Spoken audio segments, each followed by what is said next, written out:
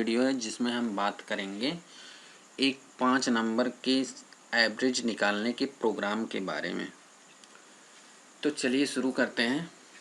सबसे पहले हम क्या करते हैं, अपना सी कंपाइलर ओपन करते हैं जिसका नाम है टर्बो C++। डबल क्लिक करके ओपन कर दिए हैं। इसके बाद जो हमें ब्लू स्क्रीन दिखेगा, देखिए यह ब्लू स्क्रीन एक खुल के ओपन हुआ है, जो पिछले टर्न पे पिछले वीडियो में हम सम वाला प्रोग्राम बनाए थे। अब हमें एवरेज का प्रोग्राम बनाना है, तो सबसे पहले हम इसी में एडिट कर लेते हैं। क्या चाहिए हमको कि हमें 5 नंबर चाहिए इंटीजर टाइप का। मान लो वो 5 नंबर क्या है, N1,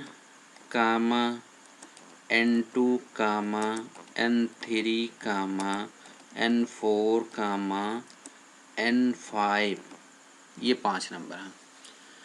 ये क्या है, 5 नंबर है। इसके बाद हमें क्या चाहिए कि 5 नंबर का एवरेज निकालना है, तो हमें 2 वेरिएबल की और ज़रूरत पड़ेगी। किस बारे में अभी हम आगे डिस्कस करेंगे। FLOAT प्लॉट, हम क्या वेरिएबल का नाम ले रहे हैं, सम, और दूसरे का नाम हम एवरेज रख दे रहे हैं। उसके बाद क्या है, उसके बाद हम चाहते हैं कि हमें नंबर पहले से दिया हो, जैसे N1 इक्वल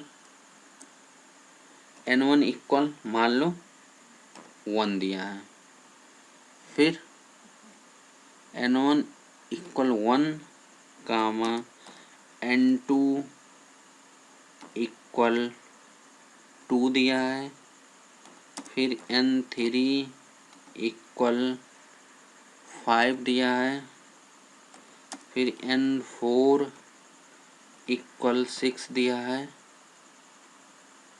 और N5 इक्वल कितना दिया है, 9 दिया है। ये 5 नंबर मेरे पास हैं। अब इसका हमें क्या निकालना है, सबसे पहले तो सम निकालना है।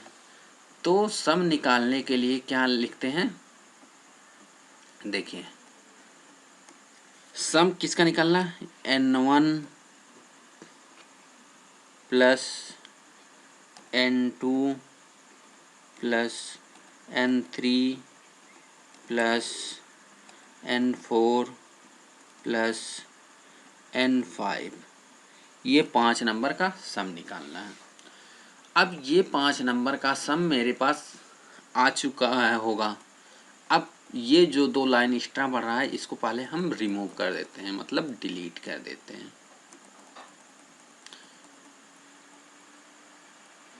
इसके बाद सम तो निकल गया, फिर क्या करना है,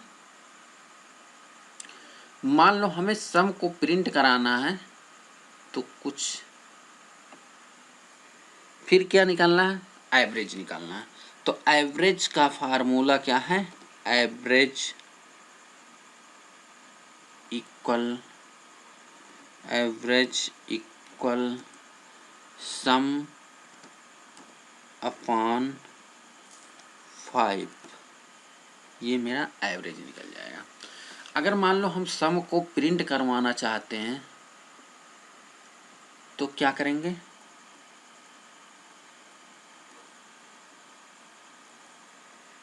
हम यहाँ से sum of the n number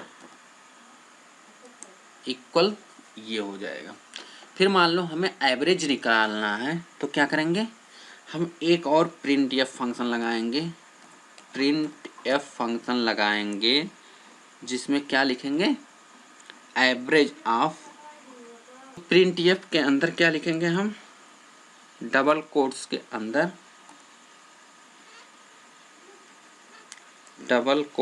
अंदर हम क्या लिखेंगे, हमें मान लो एवरेज निकालना है, तो average of the number is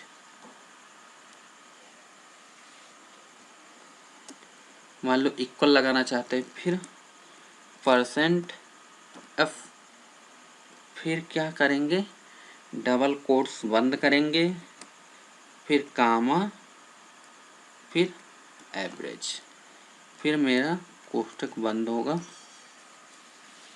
देखिए अब जो फ्लोट में मतलब सम और एवरेज वेरिएबल है, ये किस टाइप का है, फ्लोट टाइप का है। अगर फ्लोट टाइप का है तो हमें इसको एक्सेस करने के लिए हमें फ्लोटिंग टाइप का फॉर्मेट स्पेसिफायर लगाना है, जिसका क्या होता है फ्लोट के लिए, परसेंटेज एफ होता है, परसेंटाइल एफ होता है। सम भी फ्लोटिंग है, एवरेज भी फ्लोटिंग है। तो देखिए यहाँ सम को हम एक्सेस कर रहे हैं तो परसेंट डी लगाए हैं, जो कि क्या होगा, परसेंट एफ होगा, परसेंट एफ होगा। अब सबसे पहले हम इसको करते हैं सेव। पहले सम के नाम से सेव है, लेकिन हम यह मेरा पुराना प्रोग्राम है तो हम इसको एडिट किए हैं, हम इसको सेव एज करते हैं। किस नाम से, मान लो हम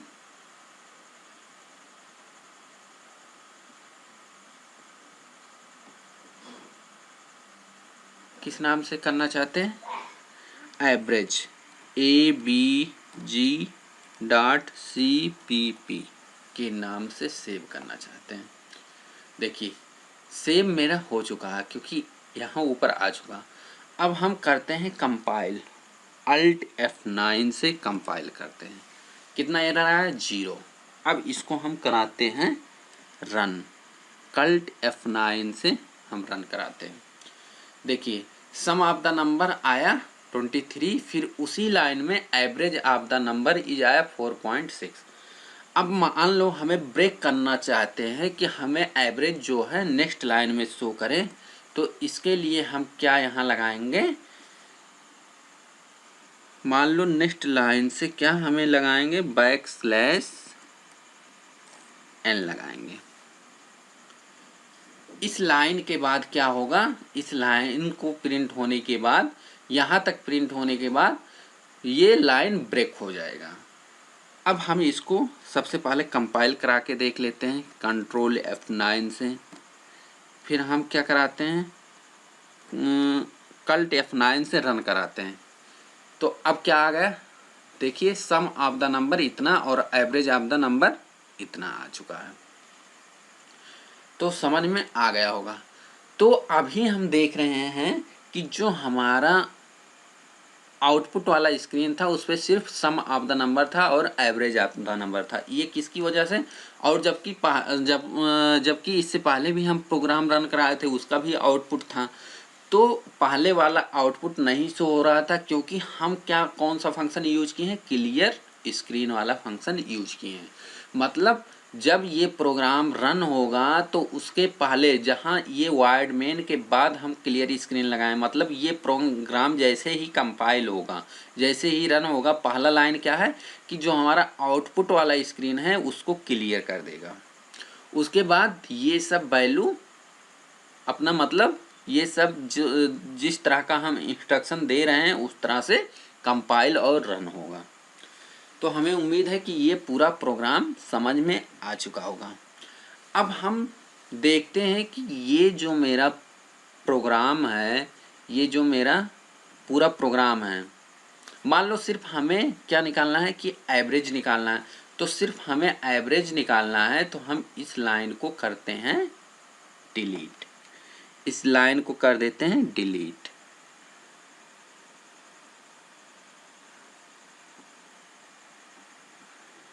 इस लाइन को, पूरे लाइन को कर दिए डिलीट।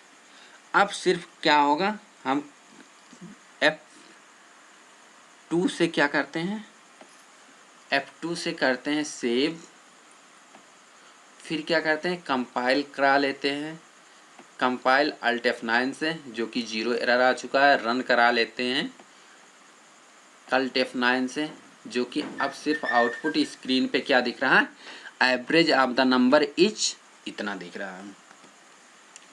ये किसकी वजह से हो रहा है, ये जो मेरा printf में फंक्शन है इसका आउटपुट आ चुका है। अब अगर हम अब समझते हैं कि पूरे प्रोग्राम को ये किस तरह से हमारा कंपाइल रन कर रहा है पूरे प्रोग्राम को, तो इस बारे में अब बात करते हैं। हम इस प्रोग्राम को कर देते हैं बंद, क्योंकि हम यहाँ समझा नहीं पाएंगे, क्योंकि हमें क्या बनाना है कि वेरिएबल के लिए फिगर बना के समझाना है। तो हम क्या करते हैं, इसको बंद करते हैं, कंट्रोल एक्स से बंद कर दिए। बंद करने के बाद कहाँ आ गए हम, डेस्कटॉप पे अपने आ गए। फिर हम खोलते हैं अपने पेंट, उसमें हम स्ट्रक्चर बना के पूरा समझाते हैं। ये देखिए जो मेरा 5 नंबर कैलकुलेट करने का प्रोग्राम है कुछ इस टाइप से था।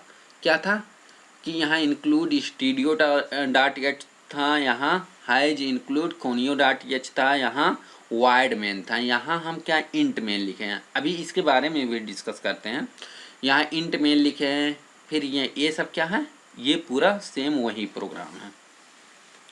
अब हम समझते हैं कि जो मेरा ये प्रोग्राम रन हो रहा है वो किस हिसाब से रन हो रहा था।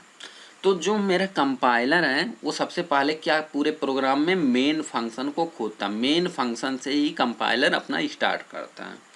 मेन फंक्शन के अंदर आए तो सबसे पहला लाइन उसको जो मिला कि एक int n1 n2 n3 n4 n5 मतलब एक पांच वेरिएबल डिक्लेयर किया गया है। अगर 5 वेरिएबल डिक्लेयर है तो मेरा जो कंपाइलर है वो क्या समझेगा कि मेमोरी में इसके 5 क्या लोकेशन क्रिएट करेगा हर एक वेरिएबल के लिए। तो ये लोकेशन कहीं भी किसी भी एड्रेस में मेमोरी में हो सकता है, ये कोई ज़रूरी नहीं है कि सीक्वेंस में ही हो। इस तरह से 5 ब्लॉक जनरेट करेगा। अब पहले वेरिएबल का जो नाम है वो क्या रखा है, मान लो n1 रख दिया, इसका लोकेशन भी अलग होगा। इसका n2 रख दिया, इसका n3 रख दिया, इसका मान लो n4 रख दिया। ये n4 वाला ब्लॉक है, ये n5 वाला ब्लॉक है।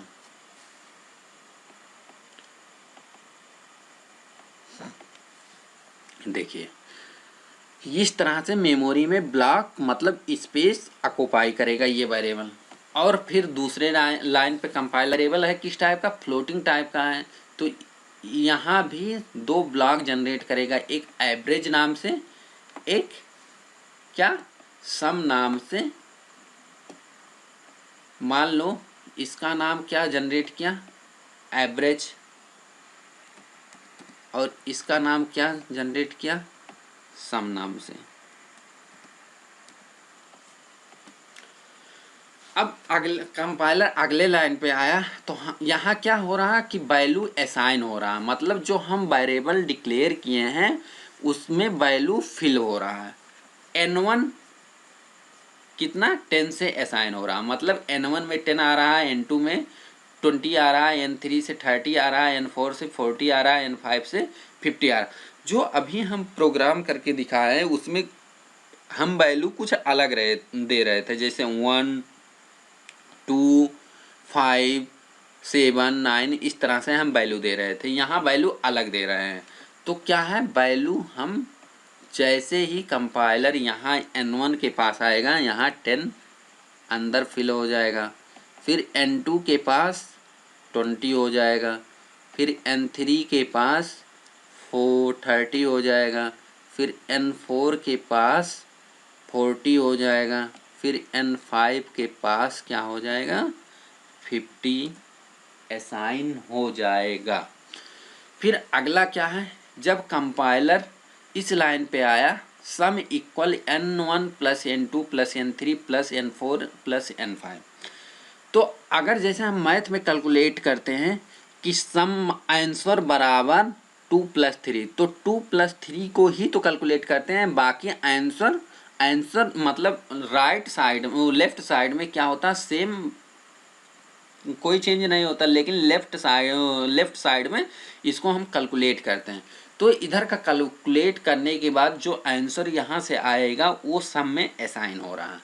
यहाँ से कैलकुलेट होके क्या आ रहा है कि इन पांचों जो वेरिएबल में वैल्यू है इन सब का सम आ रहा है। इन सब का सम कितना होगा? 150 होगा।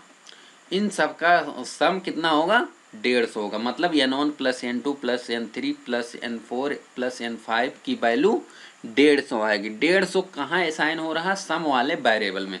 मतलब जो ब्लॉक मेमोरी में बना होगा सम नाम से वेरिएबल में, वहाँ 150 आ चुका होगा इस लाइन को कंपाइल रन होने के बाद। अब अगले लाइन पे आता है कंपाइलर मेरा, तो यहाँ क्या है? एवरेज इक्वल सम अपान 5। सम में कौन सी वैल्यू है? सम में अभी वैल्यू है 150, यानी 150 अपान 5 करेगा तो कितना आएगा? 30 आएगा। 30 कहाँ असाइन हो रहा है?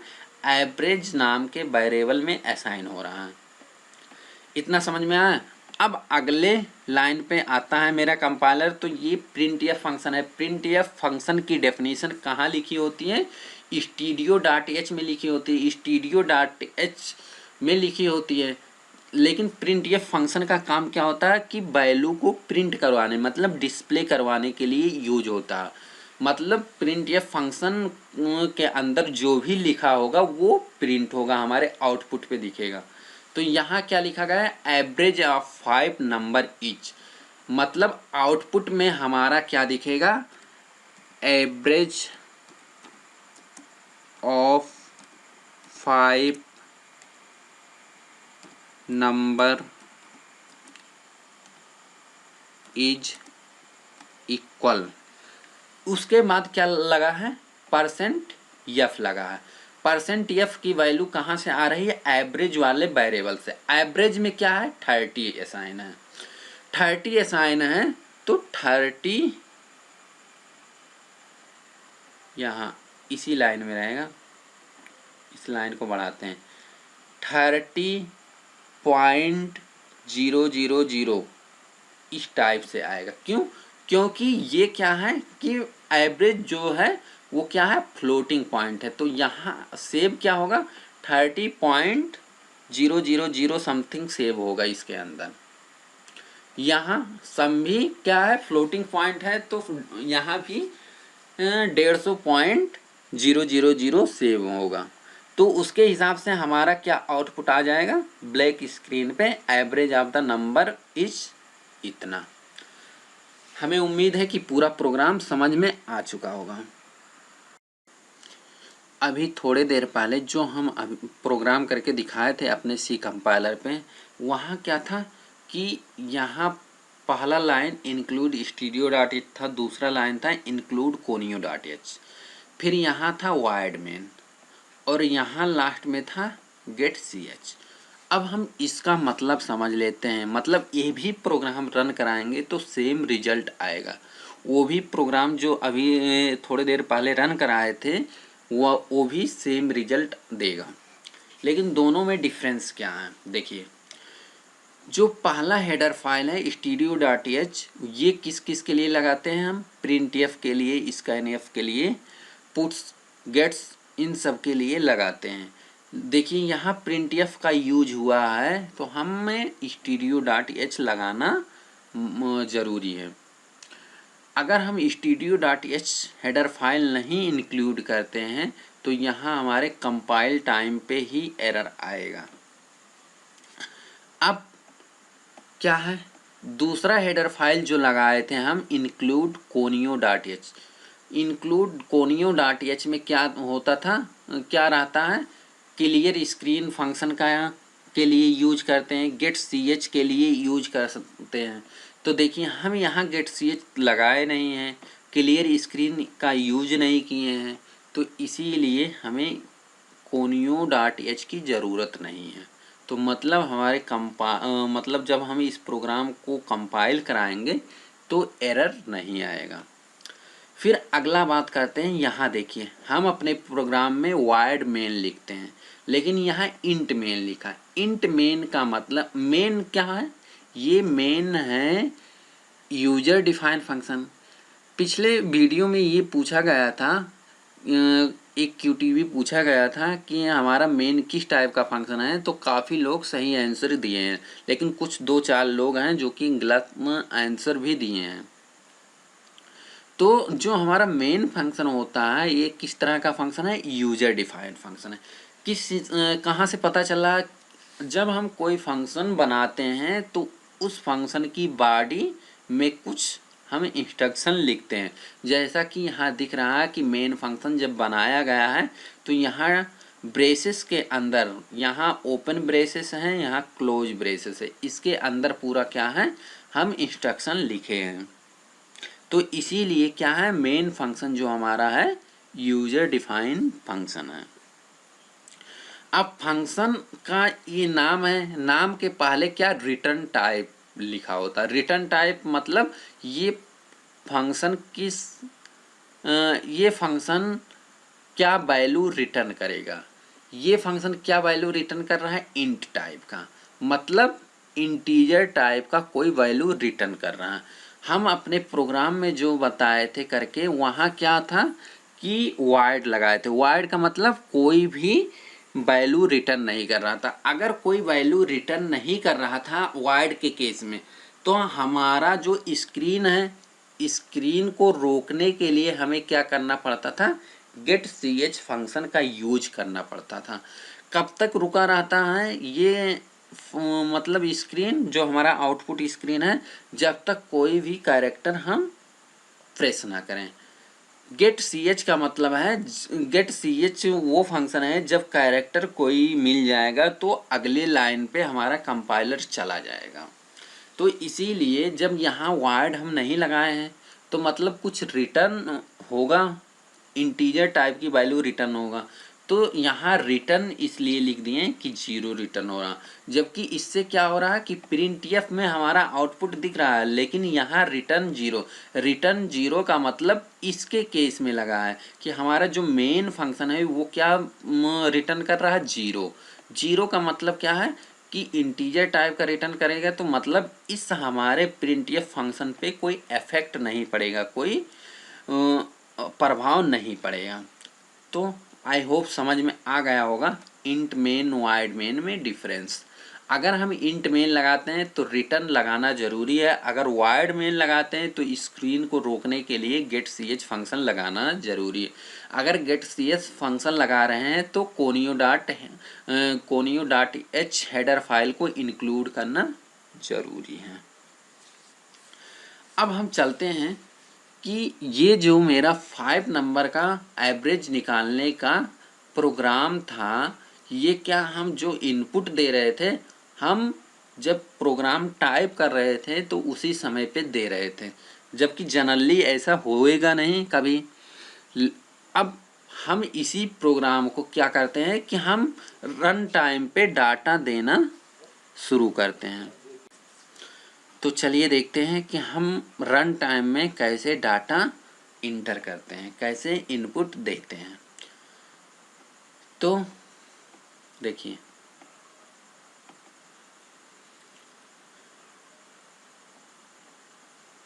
ये 2 लाइन समझ में आ रहा होगा।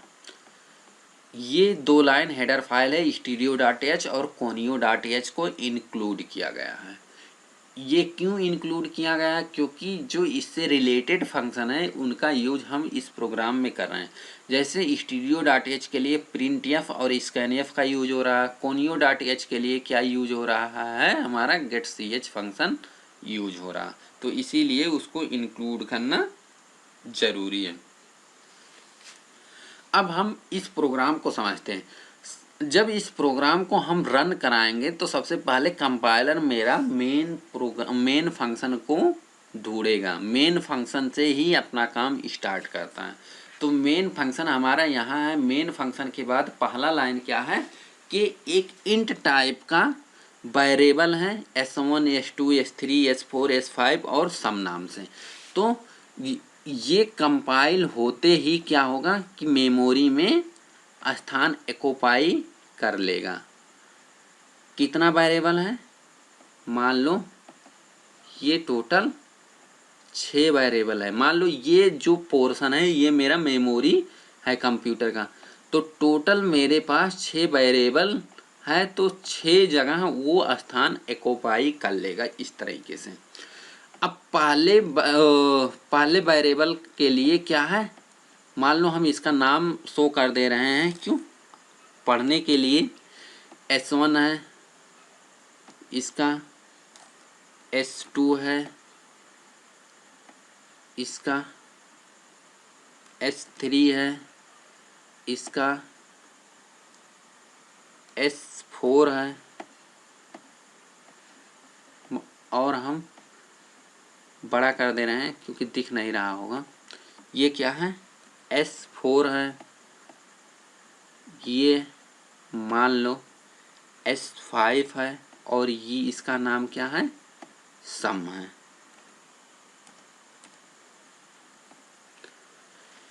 इतना समझ में आया। अगला क्या है, अगला लाइन है फ्लोट एवरेज, मतलब एक वेरिएबल है वो किस टाइप का है, फ्लोटिंग टाइप है। तो इसके लिए भी ब्लॉक की मतलब मेमोरी एक्यूपाई करेगा। मान लो ये मेमोरी एक्यूपाई कर लिया, इसका नाम हम क्या रख देते हैं, एवरेज रख देते हैं। इतना समझ में आया। इसके बाद कंपाइलर अगले लाइन पे गया जहां प्रिंट एफ लिखा। प्रिंट एफ का मतलब ये हमारे आउटपुट स्क्रीन पे दिखेगा, इसके अंदर जो लिख रहे हैं। आउटपुट स्क्रीन पे क्या दिखा, बैकस्लेशन है, इसका मतलब है कि नए लाइन से शुरुआत होगा। इंटर सब्जेक्ट 1 मार्क्स, ये हमारे आउटपुट पे दिखेगा, क्या दिखेगा, इंटर सब्जेक्ट 1 मार्क,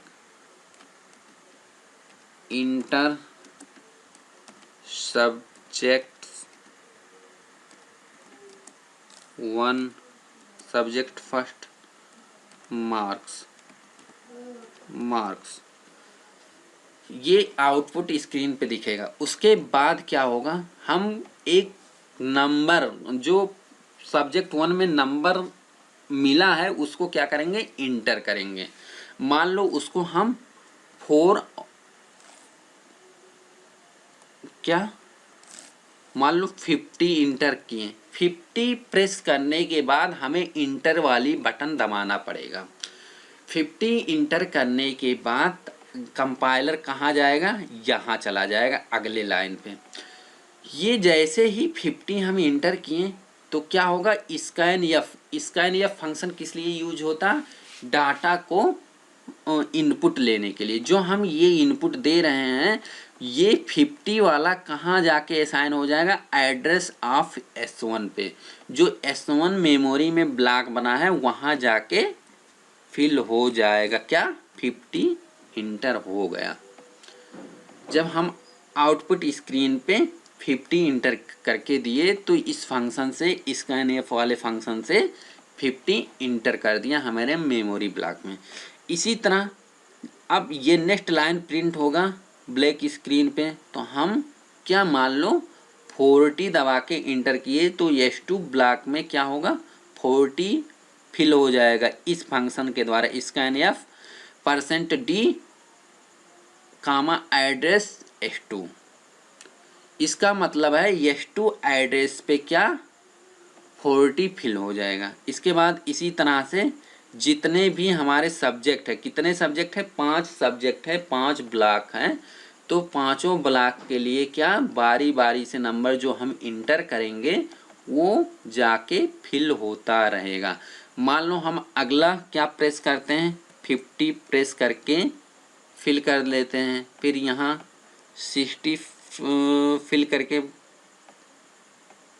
कर लिए, फिर यहाँ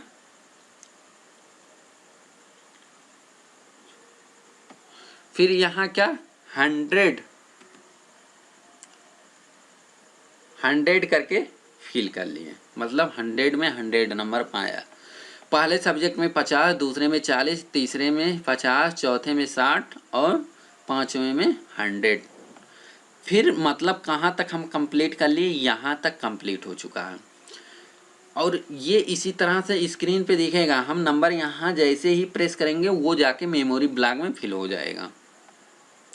इसके बाद क्या है, sum equal S1 plus S2 plus S3, मतलब मेमोरी ब्लॉक में जो ये वाला पोर्शन है, ये क्या होगा, ये ऐड होके सम वाले वेरिएबल में असाइन हो जाएगा। मतलब जो अभी मेमोरी ब्लॉक में 50, 40, 50, 60, 100 है, इन सब का ऐड होके कहाँ असाइन हो जाएगा, सम वाले वेरिएबल में। कितना हुआ, ये हो गया 100, 100, 200, 100, 300, 300 कहाँ आएगा, सम वाले वेरिएबल में आ चुका होगा। इसके बाद यहाँ क्या है, प्रिंट एफ का फंक्शन लगा है, तो मतलब इस फंक्शन का हमारे आउटपुट स्क्रीन पे दिखेगा। क्या दिखेगा, द समेशन इज %d। क्या दिखेगा, द समेशन इज, और सम वाले वेरिएबल में जो अंक होगा वो यहाँ प्रिंट होगा। क्या अंक है, द समेशन इज 300। ये आउटपुट पे दिखेगा।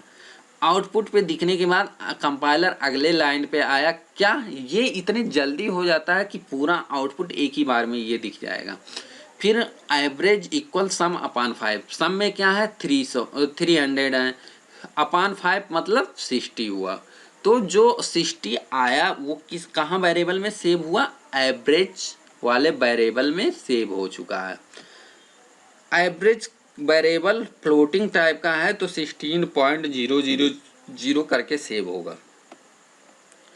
इसके बाद क्या होगा, यहाँ प्रिंट एफ फंक्शन लगा है। क्या प्रिंट एफ फंक्शन में, the average is %.2f। %.2f का मतलब है कि फ्लोटिंग पॉइंट के 2 दशमलव तक का जो रिजल्ट है वो प्रिंट करेगा। द एवरेज इज 60.00, ये प्रिंट होके दिख जाएगा। तो हमें उम्मीद है कि ये पूरा प्रोग्राम समझ में आ चुका होगा। अब वीडियो को समाप्त करने से पहले इस वीडियो का QTB पूछ लेते हैं कि जो हमारा ये गेट ch फंक्शन है, ये जो हमारा गेट ch फंक्शन है, इसकी डेफिनेशन किस हेडर फाइल में लिखी होती है, stereo.h हेडर फाइल में या conio.h हेडर फाइल में लिखी होती है। कमेंट बॉक्स में इस QTB का आंसर ज़रूर आंसर कीजिए। और वीडियो देखने के लिए थैंक यू। इस वीडियो को ज़्यादा से ज़्यादा लोगों में शेयर करिए ताकि वो अपने मतलब जो लॉकडाउन पीरियड है उनका पूरा उपयोग कर सकें। वीडियो देखने के लिए थैंक यू।